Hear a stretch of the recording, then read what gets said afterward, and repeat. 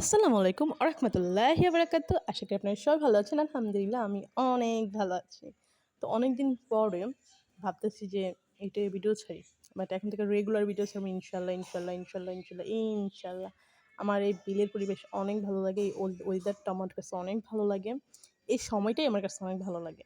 আমি আপনাদেরকে অনেক ভিডিওতে বলছি যে আমার এই বিলের যেই মানে প্রাকৃতিক দৃশ্যটা এটা আমার কাছে অনেক ভালো লাগে। তো এখানে ঠান্ডা পপকর্ন খাইতেছি।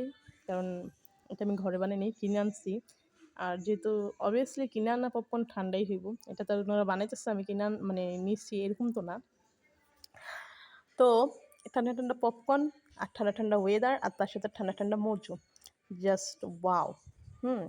আমি ভাবতেছি যে যে যাই বলুক, যে যাই করুক, আমি আমার ভিডিও এখন থেকে রেগুলার ছাড়ব। কারোর জন্য জীবন থেমে থাকে না। জীবনে অনেক সিচুয়েশন আমি পার করছি আমার এই বয়সে। অনেক মানুষকে আমি চিনছি। অনেক কথাই বলবো।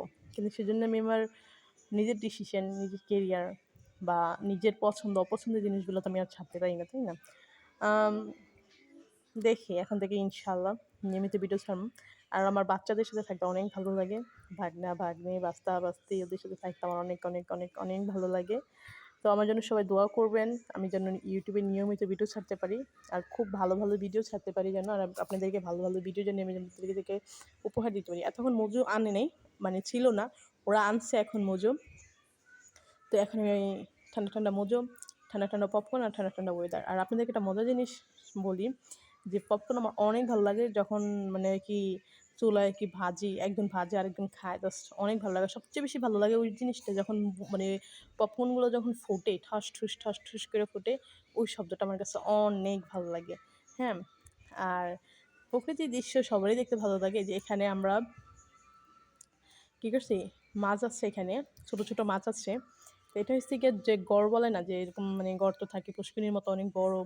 তো আমি যেখানে বসছি তার পিছনে এটা ছিল। তো এখানে ছোট মাছ আছে বৃষ্টির কারণে।